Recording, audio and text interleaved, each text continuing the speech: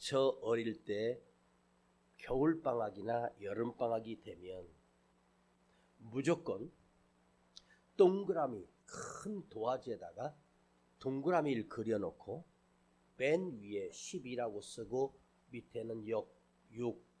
그래서 시간표를 만듭니다. 10시에서 아침 7시까지 취침 시간, 7시에 일어나 양치하고 씻고 아침 식사 8시까지, 그리고 8시부터 8시 반은 자유시간, 그리고 9시부터 12시까지 공부하는 시간, 그리고 12시에 점심을 먹고 오후에는 자유시간, 축구하는 시간, 그리고 4시에서부터 또 6시까지 또 다시 공부하는 시간. 뭐 이렇게 하루 일정을 맞춰놓고 저녁 잠자기 전에 오늘의 일기 쓰기, 뭐 이런 식으로 하루 시간표를 짜서 내가 이 방학 동안에 그냥 함부로 안 보내고 공부도 하고 부족한 걸 채워야 되겠다 해놓고 다 결심을 하고 내가 한번 이렇게 해야 되겠다 했습니다. 그런데 그걸 단 하루라도 그 시간을 정확하게 지킬 수 있겠습니까? 작심 3일이지 않습니까? 3일 정도는 비슷하게 할 수는 있어도 사실 하루는 정말 힘들어요. 작심 이틀도 힘들고 작심 하루도 어려워요. 그리고 내 삶의 패턴을 이렇게 살아야 되겠다. 계획표를 그리고 계획을 세우고 그리고 책상 앞에 앉아서 하지만 자꾸만 밖에 나가서 놀고 싶은 생각 때문에 몸은 책상에 앉았어도 마당에 나가서 애들 노는 소리 들으면 막 놀고 싶고 그랬단 말이에요. 여러분도 한번 그런 계획을 세워가지고 내가 이렇게 해야 되겠다 라고 계획을 세웠는데 어떠합니까? 그 계획대로 잘 되십니까? 아니면 하루 만에 그 계획이 무너져 버리지 않습니까? 인간은 뭔가를 계획을 세우고 뭔가 결심을 하고 해도 또다시 무너지고 또다시 실패하고 또다시 연약한 본인을 발견하게 됩니다. 우리가 철저하게 세워서 이 계획대로 살아야지 했던 것들을 왜 지키지 못할까? 안 되는 이유가 있습니다. 먼저는요, 계획이란 자기 계획인 거예요. 계획을 100번, 1000번, 10,000번 세운다고 해서 그 계획이 내게 이루어지고 실천되는 건 아닙니다. 인간이란 아무리 내 인생의 계획을 세운다고 해도 그 계획대로 됩니까? 뭐가 되고 싶은데, 내가 이런 사람이 되고 싶은데 그런 사람이 되는 사람이 없습니다. 어쩌다 보니 그렇게 됐고 어쩌다 보니 내가 이런 일을 하고 있고 한 거 아니에요. 응? 내가 예쁘고 착하고 지혜로운 여자를 만나서 결혼해야지. 내가 좋은 가정을 꾸려서 좋은 아빠가 되고 엄마가 돼야지. 여러분, 평생의 계획을 세운다고 해서 그 계획대로 되는 게 아닌 것이 우리의 인생입니다. 수없이 무너지고 수없이 실패하는 것이 인생의 계획이라고. 그 이유가 있습니다. 계획은 계획이야. 실상은 살아보면 그렇게 안 되는 거거든. 왜 우리가 실패하고 무너질까? 부족하고 나약한 것이 인간이기 때문입니다. 자, 여러분, 어떤 생각을 합니다. 생각 속에서는 무엇이든지 다 가능합니다. 내 머리로 우주 여행까지도 가능하고, 내가 내일 아침에 비행기를 타고 뉴욕을 가서 거기 맨하탄을 한번 걸어보고 싶고, 거기에 맑은 공기를 마시면서 거기서 또 차를 타고 나이아가라 폭포 가서 내 폭포도 보고 막 이런 식으로 계획을 세우는데 머리에서는 벌써 왔다 갔다 해요. 생각으로는 뭐 그냥 순식간에 갑니다. 그런데 내가 진짜로 비행기를 타고 뉴욕을 가려면 미리 예매를 해야 되고 값을 지불해야 되고 공항까지 가서 2시간 3시간 기다렸다가 비행기에 탑승하면 무려 14시간을 비행해야 됩니다. 아주 미치고 환장합니다. 한번 뉴욕을 가면 비행기 그 의자에 앉아있는 그 엉덩이가 얼마나 아픈지. 아이고. 그래서 제가 여러분 그 엉덩이 붙이고 앉아 계시는데 그 자리에 계속 앉아 있으면 욕창이 생길까봐 예배를 빨리 끝내드리지 않습니까? 그죠? 그걸 다 계획을 다 세워도 실천에 옮기기가 쉽지 않아요. 대학생들 중에 내가 이번 여름방학 때는 유럽을 배낭여행을 한번 해보겠다. 아니, 배낭여행을 한번 해보고 싶은 놈이 유럽을 한 바퀴 돌려면 돈이 얼마나 많이 들겠습니까? 돈 한 푼도 안 모아놓고 용돈 있는 대로 다 쓰고 엄마가 돈 없다니까 에이 그럼 내년에 가. 평생 못 갑니다. 여러분, 인간은요 자기 생각대로 되는 게 아니에요. 우리가 늘 고민하고 번민하는 이유는 생각으로는 다 돼. 여러분 머릿속에 다 이루어져. 이 인생 가운데 계획대로 살고 생각대로 이루어지고 내가 하고자 하는 대로 되는 사람은 단 한 사람도 없어요. 여러분, 내가 나를 만들어가고 내가 계획을 세워서 산다? 인생은 그렇지 않습니다. 누군가가 강력한 손으로 나를 이끌고 가시는 분이 계십니다. 내가 이 꿈을 가지고 있다고 해도 그 꿈이 그냥 개꿈으로 끝나는 인생이 허다합니다. 계획대로 될 수가 없는 게 인간이고, 그러나 우리 하나님은 실수하지 아니하시며 철저하게 계획을 세우셔서 그 일을 인도해 가시는 거예요. 여러분, 우리 몸이 육신이 시간 안에 그 시간 안에 거기 있어야 되고 이 공간 안에 있고 현실이라고 하는 것도 있고 뭘 하려고 하면 그거에 대한 또 자본도 필요하고. 우리 신앙생활을 한번 생각해 봐요.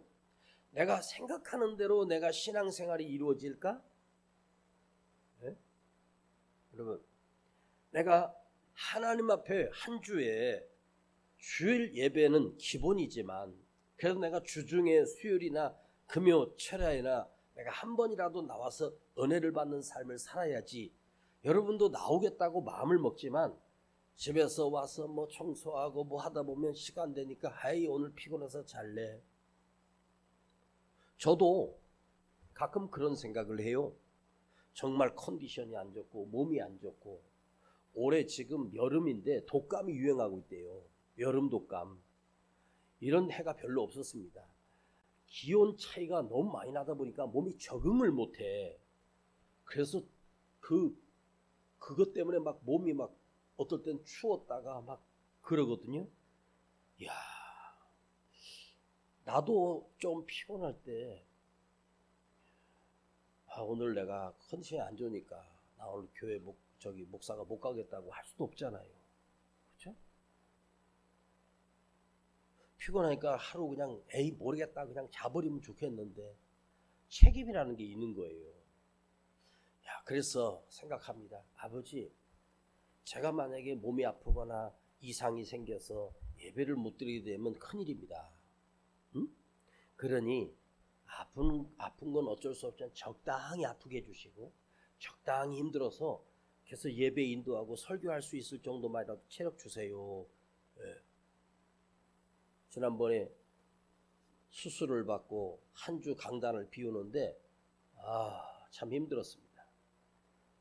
그 시간에 우리 성도들을 보고 싶은 것도 필요하지만 내가 주일에 예배를 못 지키고 예배를 인도하지 못한다는 사실에 엄청난 절망감이 왔어요.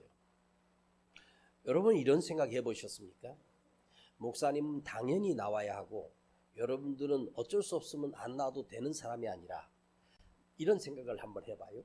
내가 오늘 내 예배 자리에 내가 그 자리에 없으면 우리 주님이 내가 앉았던 그 빈자리를 보시고 얼마나 가슴 아파하실까.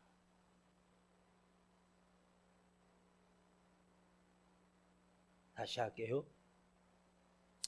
여러분이 그 자리에 앉아 계신 자리에 내가 좀 개인 볼 일도 있고 또 몸도 약간 피곤하고 좀 컨디션 안 좋아서 오늘은 쉬어야지 하고 그 예배에 내가 빠졌다. 그러면 우리 주님이 이 예배에 오신 주님이 내가 앉아야 될 그 빈자리가 빈 걸 보시고 우리 주님이 얼마나 안타까워 하실까. 그런 생각을 하면서 살아보신 적은 계십니까? 신앙생활이라고 하는 게 생각으로 되는 게 아니에요. 노력으로 되는 게 아니에요. 참 신기하죠? 내가 이 일은 내 평생에 가장 우선 일이고 가장 귀한 사명의 자리다. 그러니 나는 이걸 지켜낼 거야. 내가 이 자리를 지킬 거야. 이 예배의 자리에 나와 내가 하나님께 드려지는 이 시간만큼은 주를 위해서 내가 드려지리라. 우리 믿음의 사람의 신앙의 생활 속에 하나의 결단이 그것은 반드시 지켜져야 되는 거예요. 여러분이 오늘 굉장히 중요한 일들이 있다든가 가족의 무슨 결혼식이 있다든가 그럴 수는 있어요. 그런데요, 아무리 그 일이 중요하다고 해도 내 중심의 우선순위가 주님이고 하나님이시면 그것이 먼저가 되는 거예요. 누구는 뭐 집에서 거리가 멀다 그러는데 사실 거리는 중요하지 않아요. 마음의 거리가 중요한 거예요. 대부분 보면 교회에서 가까우신 분들이 더 늦게 나와.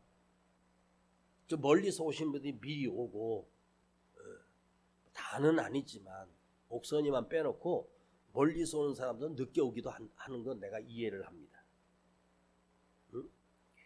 자, 보세요.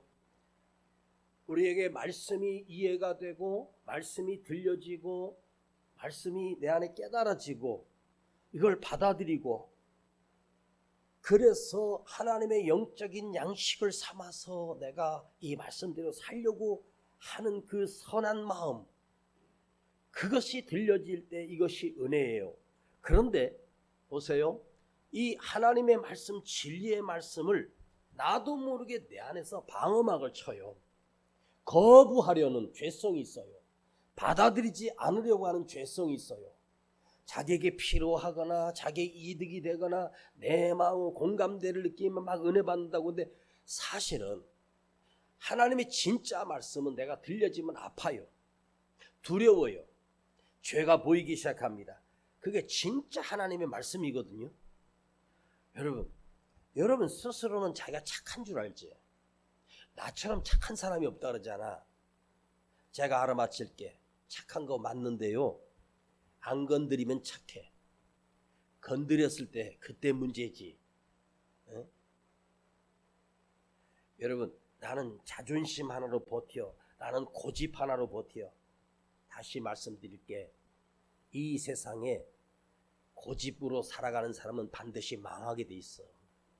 이 소셜 사회라고 하는 것은요, 이 세상이라고 하는 것은요, 같이 나누고 같이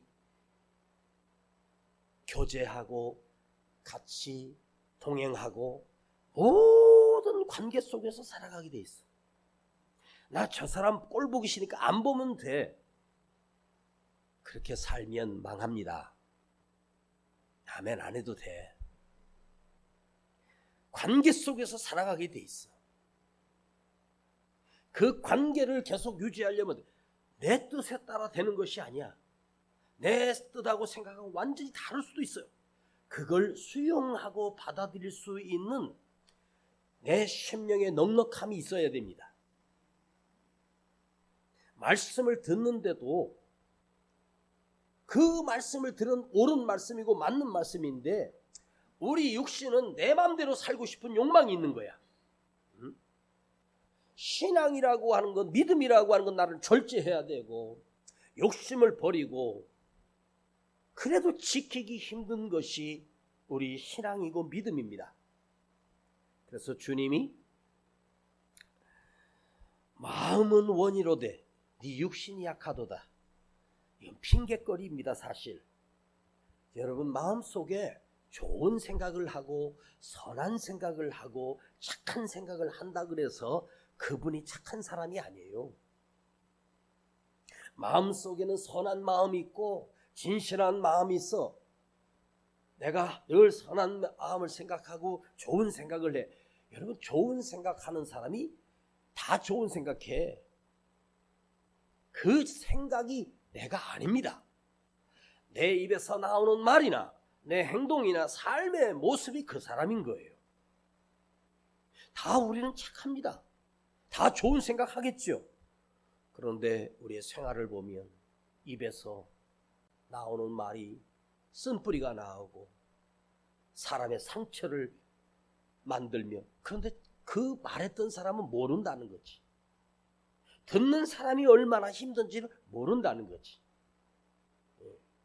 여러분 오늘 우리가 믿음이 믿음 되기 위해서, 내 믿음이 진짜 믿음이 되기 위해서는 하나님의 말씀에 온전히 그걸 그대로 받아들이고 수용하면서 그 말씀대로 내가 한번 살아내는 것, 말씀을 한번 지켜가는 것. 여러분 장난으로라도 요즘 인터넷 같은데 뭐 오늘의 운세라든가 장난으로라도 뭐 타로점이나 그런 거 보지 마세요. 악한 영이 들어와요. 정말입니다. 하나님이 가장 싫어하시는 것이 다른 신이나 그런 것에 가서 자기 인생을 의뢰하는 자를 가장 미워하시고 싫어하십니다. 하나님이 복을 주셨다가도 그걸 보고 하나님께서 진노하시는 거예요. 여러분 하나님의 말씀을 한번 그대로 한번 수용해 보세요. 받아들여 봐봐요. 튕겨내지 말고. 제가 말씀을 준비하면서 우리 성도들에게 영적인 양식과 생명이 되게 하고 진리의 말씀을 전하려고 얼마나 애를 쓰고 얼마나 노력하는지는 아시지 않습니까? 말씀 하나를 준비하면서 한 주간을 그 말씀에 매달려서 그 밤을 새우면서 준비해서 또 다듬고 또 다듬어서 이걸 또 표현해내야 되고 참 어렵습니다. 목사님, 우리 성도들이 이 양식의 말씀을 먹고 입고 영적으로 믿음으로 성장하고 믿음이 믿음되고 점점 커져가는 신앙과 믿음의 삶을 볼 때 제가 볼 때도 행복하지만 우리 아버지 하나님 보실 때 얼마나 기뻐하시겠어요. 여러분 믿음은요 마음이 아니에요. 생각이 아닙니다. 결심한다고 되는 게 아닙니다. 믿음은 삶이에요. 믿음은 생활이에요. 그래서 행함이 없는 믿음은 죽은 믿음이다. 다 죽어 있어. 마음으로는 아멘하고 마음으로는 믿는데 삶은요 세상 사람보다 더 악하게 살고 세상 사람보다 더 독하게 살고. 여러분 믿음이라고 하는 게 오늘 내 안에 말씀이 들어왔으면 이걸 한 번이라도 내가 한번 실천해 보는 거예요. 내가 손해를 보는 거예요. 정말로 양보하고 대접하고 헌신하고 실천해 보거나 그대로 한번 살아보려고 무릅쓰는 삶이 없으면 그냥 허무한 공상이 끝나는 것입니다. 여러분 오늘 하나님께서 아브라함을 불러 놀라운 언약을 체결하시며 약속하십니다. 하나님은요 아브라함의 후손을 하나님의 자녀로 택하여서 그를 하나님의 특별한 백성으로 삼겠다고 이 어마어마한 약속을 아브라함과 지금 하시는 거예요. 이 장면을 보면서 저는 너무너무 가슴이 뜨거웠어요. 내가 뭔데? 아브라함이 뭔데? 전능하신 하나님이 찾아오셔서 하나님께서 일방적으로 아브라함과 언약을 체결하신다. 너는 영원히 내 백성이 되게 하라. 내가 영원히 너를 지켜줄 거야. 내가 너와 영원히 함께 해줄게. 이 기가 막힌 언약입니다. 로또를 10,000번 맞고 10,000,000번 맞는 것보다 비교할 수 없는 어마어마한 하나님의 약속을 아브라함과 하신 거예요. 제가 왜 이 아브라함의 인생을 묵상하며 이 창세기 이거 설교하기 정말 어려운 부분이에요. 그런데 이 속에서 하나님의 진리의 말씀이 뭘까? 우리가 믿음의 조상이었던 아브라함의 뒤를 이은 믿음의 사람이라면 하나님께서 하찮은 나와 찾아오셔서 이 어마어마한 약속을 하시는 거예요. 여러분, 하나님이 인간을 상대로 뻥을 치거나 사기를 치겠습니까? 하나님께서 뭐가 부족하셔서 이렇게 많은 것을 주시겠다고 약속을 하실까? 이야, 나와 너와 내 후손과 자손을 내가 복을 줄 거다. 영원한 생명을 줄 거야. 너는 이 언약을 지키라. 이 말씀을 지키라. 지키라. 이 말씀을 지키기만 하면 돼. 다른 것 없어. 네가 말씀대로 한번 살아봐. 내가 너에게 준 언약대로 한번 살아봐. 그리고 영원한 생명을 주신답니다. 여러분, 내가 예수를 믿으면 우리는 영원한 생명을 얻은 사람이에요. 다시 살아나는 것을 말합니다. 죽었는데 다시 살아나는 것을 말하는데, 그 죽었다가 다시 살아난 그 부활의 생명은 영원히 죽지 않는 생명이에요. 질병도 없고 사고도 없고 하나님이 지켜주시는 영원한 생명이란 말이에요. 여러분, 이 지구상에 수많은 사람들이 태어났다 죽고 태어났다 죽고 태어났다 죽고, 어떤 사람은 태어나자마자 죽는 갓난아기도 있고 10살 때 죽은 애도 있고, 사고로 초등학생들이 사고 나서 죽고, 또 어떤 분은 암으로 죽고, 태어나서 가는 순서는 누가 먼저 갈지 아무도 모른다는 말이 있지 않습니까? 그런데요, 이 땅의 생명체로 인간으로 태어난 모든 사람은 다 다시 살아납니다. 누구든지 다 살아납니다. 죽음으로 끝나는 것이 아닙니다. 죽으면 끝이 아닙니다. 그때부터 진짜예요. 그런데 다시 살아나는데요, 잘 들어봐요. 다시 살아난 그때가 다시 살아난 자의 가진 그 신분이 진짜 신분이에요. 우리가 이 세상에 살아가는 나의 신분이 보잘것없고 하찮은 신분일지 몰라도, 내가 다시 부활의 생명체로 태어났을 때 그때 신분이 진짜 신분이에요. 그러니까 지금 우리가 가지고 있는 신분들은 그냥 일순간에 무너질 신분이에요. 내가 옛날에 뭘 했어, 그거 중요한 거 하나도 없어. 내가 얼마나 가지고 있어, 그것도 필요 없어. 진짜 신분은 다시 다시 살아날 때, 다시 부활할 때 심판받을 신분이냐, 영원한 지옥불에 던져질 주 예수를 믿지 않았던 신분이냐, 주 예수를 믿고 구원받은 신분으로 하나님의 자녀로 등록되고 하나님의 자녀가 되고 영원한 천국을 허락받고 구원받는 신분이 되느냐, 두 가지로 판단이 되는 거예요. 여러분, 지금 살아있어도 우리는 얼마 있다가 숨을 거두고 끝납니다. 그런데 다시 살아날 때 나의 신분이 하나님의 자녀의 신분이 되어야 하는 거예요. 예수님의 자녀가 되어야 되는 신분이 돼야 돼요. 그러니까 이 세상에 뭘 그렇게 막 악착같이 살려고 하지 마세요. 욕심 부리지 마. 그냥 적당하게 먹으면 돼.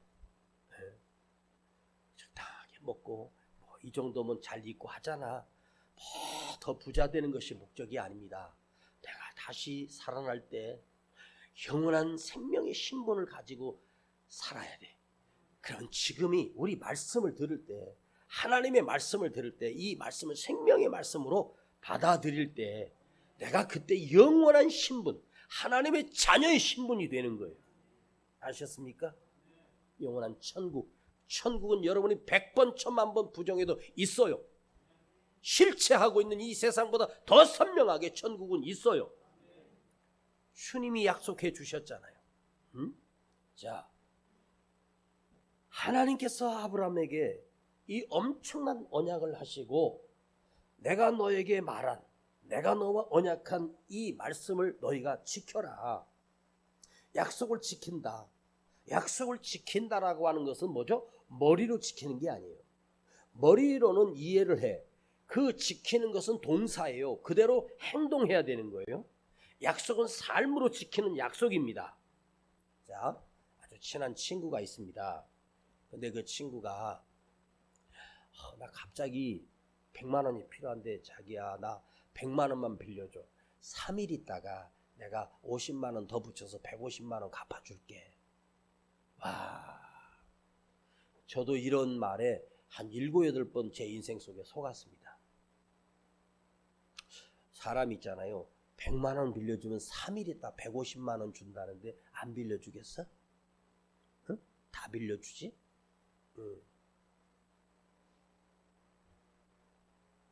목사님이 권사님 나 지금 급한 일이 있는데 돈이 100만 원이 필요한데 100만 원만 빌려줘. 내가 다음 주일날 200으로 해서 2배로 내가 이자까지 쳐서 드릴 테니까 100만 원만 빌려줘. 혹시 제가 그런 전화를 할 일도 없지만 혹시 그러면 여러분 절대로 싹 다 꺼버리세요. 바로 끊어버리세요. 제가 여러분한테 개인적으로 돈 빌려달라는 얘기는 내가 해본 적이 역사상 없어. 그런데 관계 속에서 이자 쳐서 빌려달라 그래요. 3일 뒤에 갚는데. 자, 그 인간이 3일 뒤에 갚습니까? 지금 돈 100만 원이 없는데 빌려야 되는 처지인데 3일 뒤에 무슨 재주로 150만 원이 생겨? 돈을 갚을 능력이 없으니까 그런 거지. 그걸 뭘 그래? 그걸 그렇게 수없이 속아요. 봐봐. 차용증을 쓰고 공증을 하고 뭘 다 썼어. 도장까지 찍고 뭐 인감까지 찍었다고 쳐. 자, 3일 뒤에 연락이 없길래 그 집을 찾아갔더니 빈집이더라고. 야반도주를 한 거야. 에? 한 동네에서 여기저기 막 신용을 얻어가지고 막 1,000만 원 뭐 이렇게 해가지고 막 해서 막 빌렸는데 몇십억을 빌렸답니다. 그래가지고 어느 날 보니까 새벽에 야반도주인데 싹 침을 꾸려서 이사를 가버렸어. 근데 10몇 년 만에 그 집이 저 뉴질랜드에서 산다는 소식이 들려온 거야. 이게 어떻게 된 일이냐면 수십 년이 지났는데 그 아들이 한국에서 가수가 돼가지고 유명한 가수가 됐네. 그 가정사를 얘기하다 보니까 우리 돈 3억 떼먹고 날른 저는 근데 제가 2살인가 3살이었는데 그래가지고 망신을 당했습니다.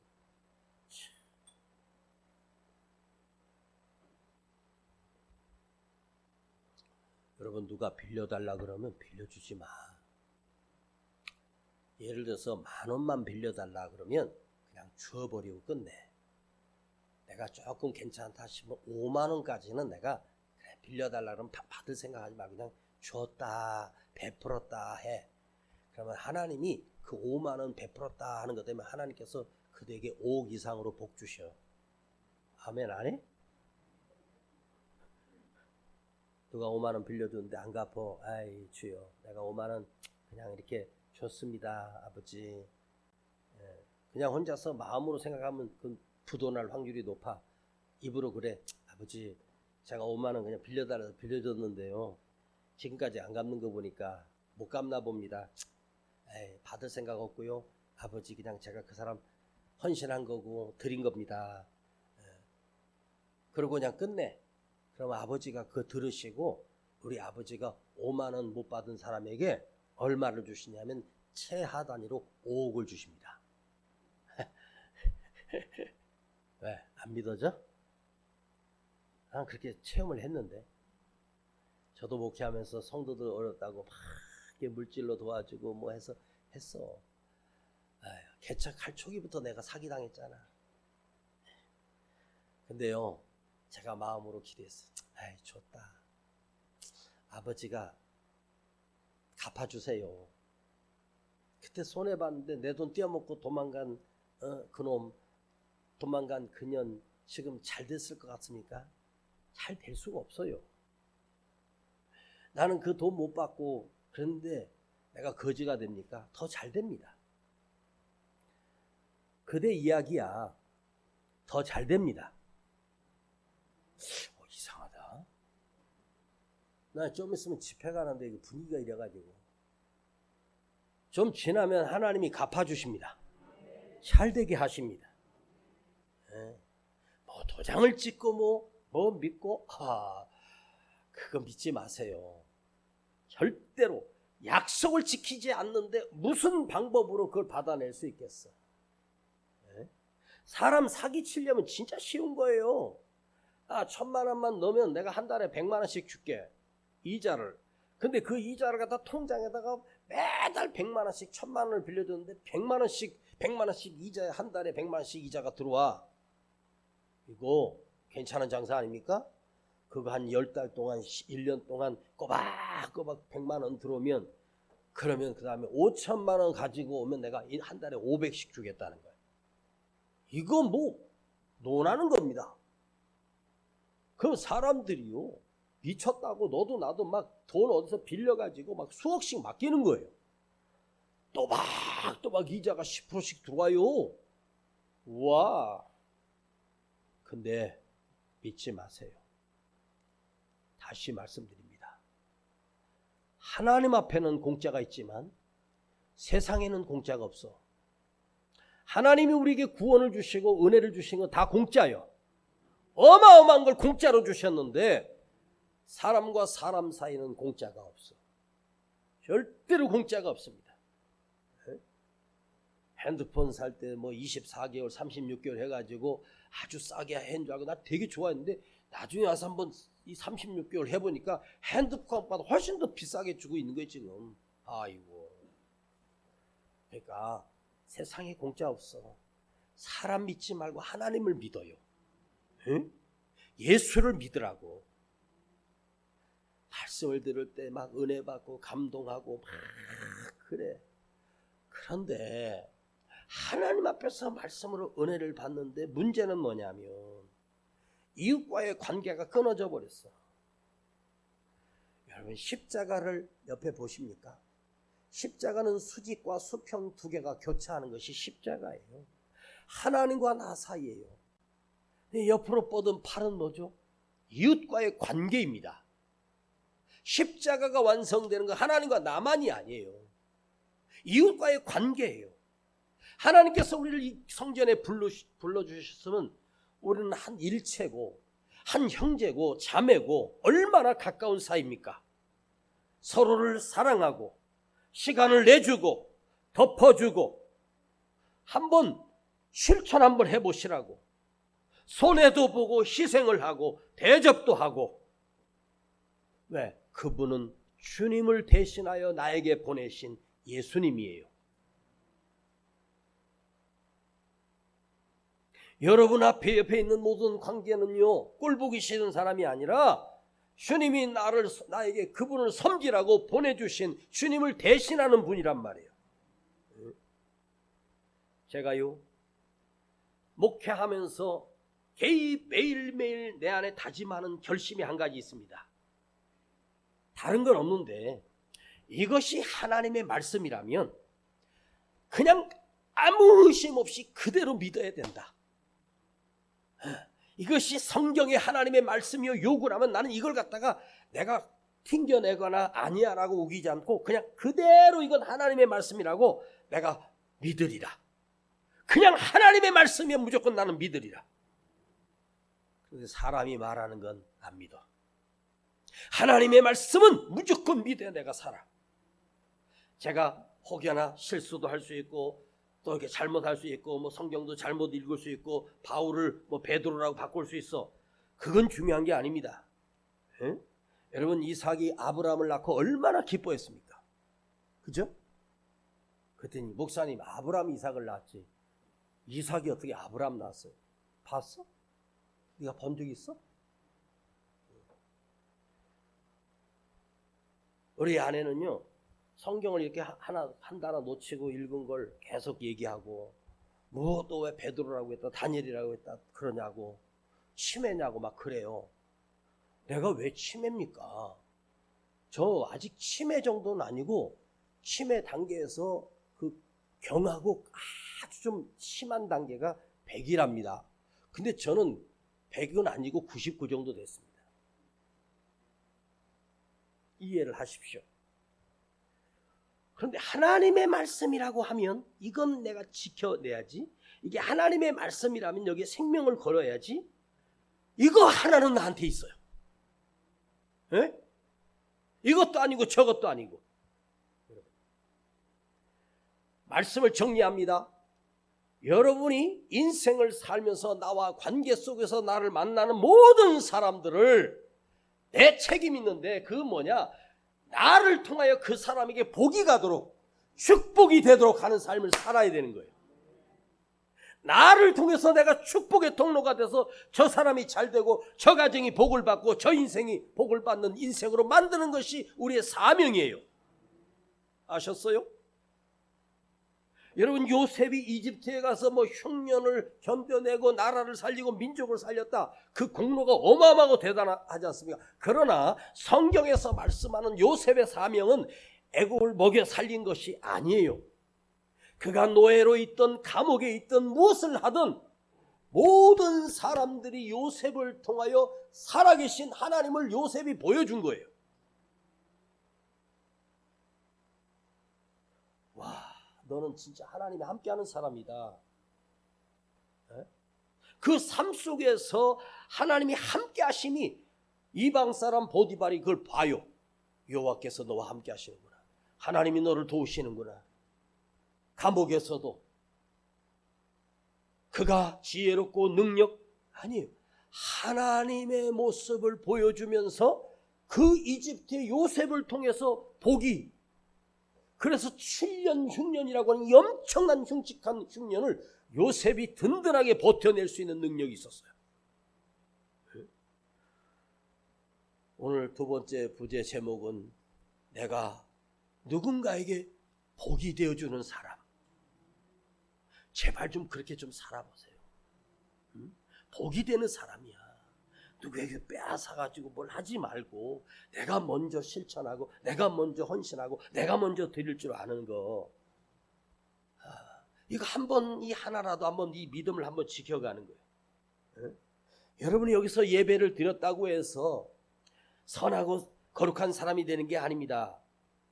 내가 내 삶을 통해서 뭔가로 좀 헌신하고 드려지고 내가 시간을 내주고 고상하게 아멘하며 예배드리고 고상하게 예배를 드리고 찬양하고, 그게 아니에요. 예배 생활이 내 삶으로 이어져서 다른 사람에게 미소를 주고 웃음을 주고 기쁨을 주고. 사실요, 말씀대로 산다는 건 엄청난 일이 아니에요. 아주 쉬운 일이에요. 만나는 사람에게 한번 웃어주는 거예요. 인상 좀 펴. 그냥 봐도 손 한번 잡아주면 손이 달아? 그분이 예수님인데 내 시간을 좀 내주고 허리를 숙여서 인사해주고 기쁨을 주고 위로해주고. 받으려고 하지 마.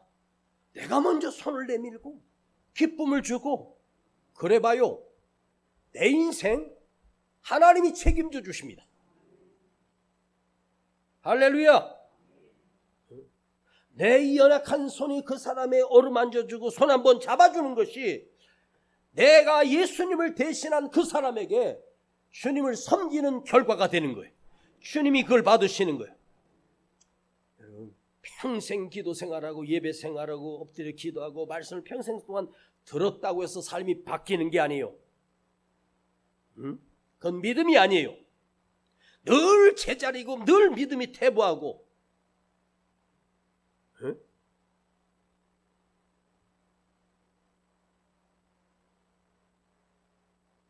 누가 그러더라고. 목사님하고 사모님하고 교회 올 때 손잡고 오는 게 그렇게 좋아 보인다고. 둘이 관계가 좋아서 손잡고 오는 게 아니야. 다리가 지금 편찮으니까 내가 지팡이 역할을 해주는 거거든. 그런데 자, 얘기 들어보세요. 그래서 이제 이게 손잡고 오면서 뭘 느끼냐면 사랑을 느끼고 미안함을 느끼고 고마움을 느끼고, 응? 그러면서 이게 달라지는 거죠. 응? 여러분, 내 삶이 변하지 아니하면 절대로 그건 믿음 아닙니다. 믿음은 삶이에요. 믿음은 생활이 바뀌어야 돼요. 한마디를 해줘도 그 사람을 위로하고 기쁨이 되게 해주는 말. 이거 돈이 들어가는 것도 아니고 그걸 왜 그래요? 자, 한번 지금 해봅시다. 에? 집사님, 권사님 고생 많으셨죠? 힘내세요. 손 한번 잡아봐. 시작. 좌우에. 아유, 집사님.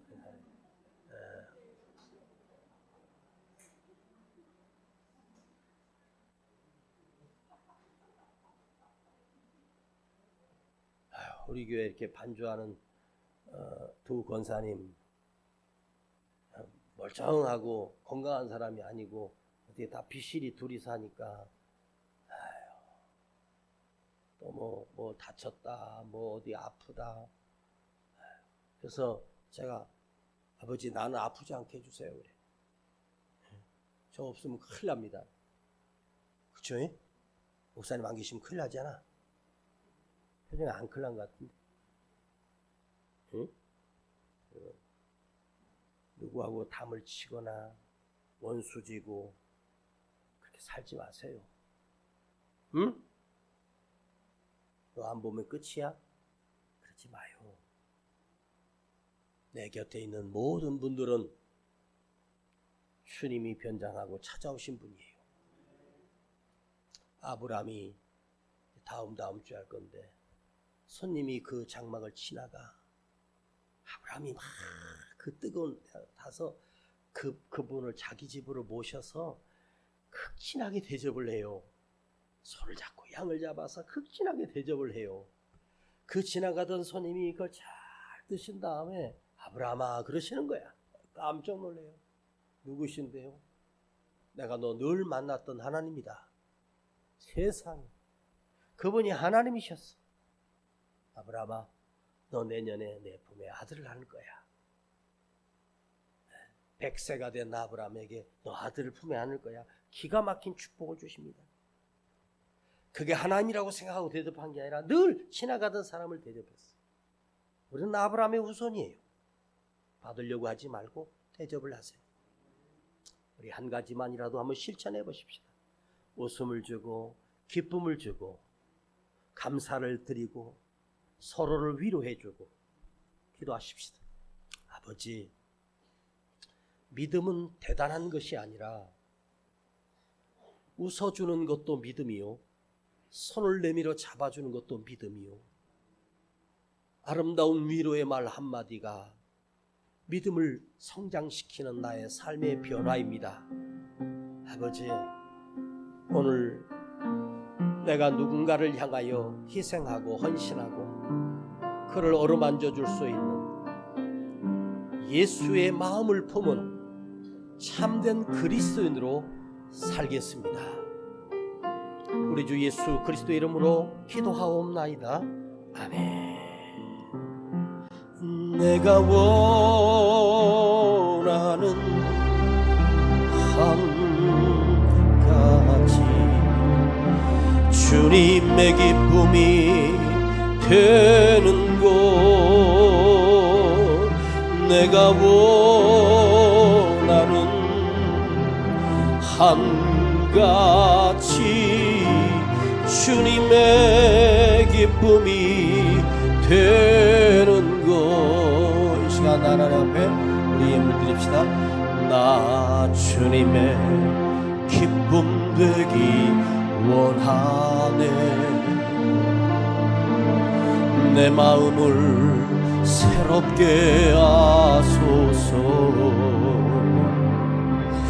새 부대가 되게 하여 주사 주님의 빛 비추게 하소서. 내가 원하는 한 가지 주님의 기쁨이 되는 것, 내 내가 원하는 한 가지 주님의 기쁨이 되는 것. 우리 다 같이 일어나셔서 겸손히 내 마음 드립니다. 나의 모든 것 받으소서. 나의 마음 깨끗게 씻어주사 주님의 길로 행하게 하소서. 내가 원하는 한 가지 주님의 기쁨이 되는 것. 내가 원하는 한 가지 주님의 기쁨이 되는 것.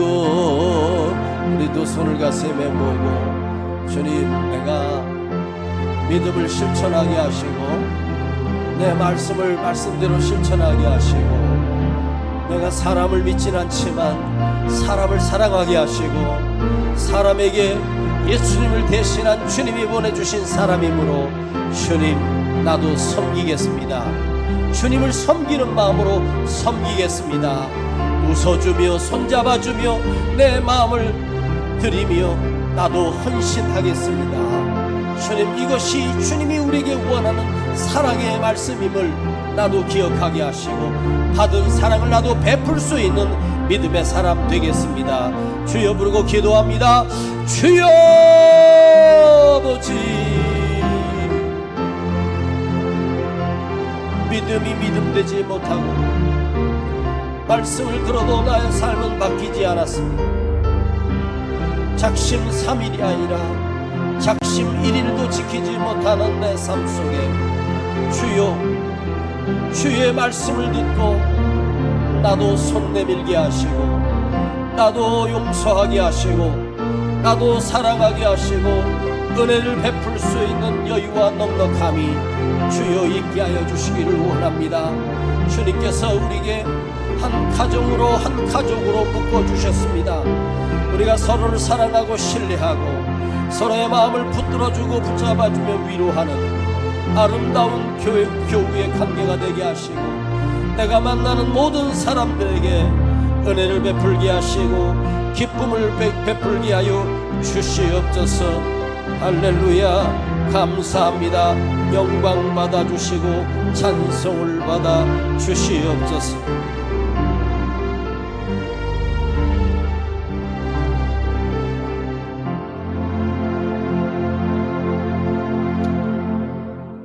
아버지 하나님, 감사합니다. 연약하고 부족한 우리 삶에 말씀을 주셔서 수많은 말씀을 들었지만 그 말씀은 내 안에서 끝나고 말았습니다. 그러나 이 말씀을 실천하며 삶으로 살아보게 하시고 그 우선인 나와 관계하는 모든 사람들에게 내 시간을 내어주며 그를 이해하며 미소를 주며 손을 내밀 수 있는 아름다운 공동체가 되게 하시고 그러한 삶이 나의 삶으로 믿음으로 성장하게 하여 주시옵소서. 오늘 예물을 아버지께 드립니다.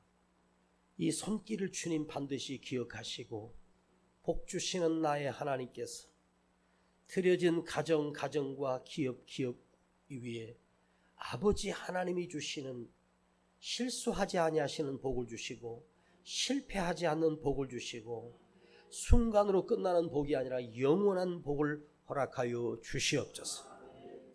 지금은 우리 구주 예수 그리스도의 은혜와 아버지 하나님의 극진하신 사랑하심과 성령님의 감화감동 충만 내재 교통하심이 오늘 하나님의 말씀을 지키며 살기로 결단하는 우리 모든 성도들 그 머리 위에 이제로부터 영원토록 함께 계실지어다. 아멘.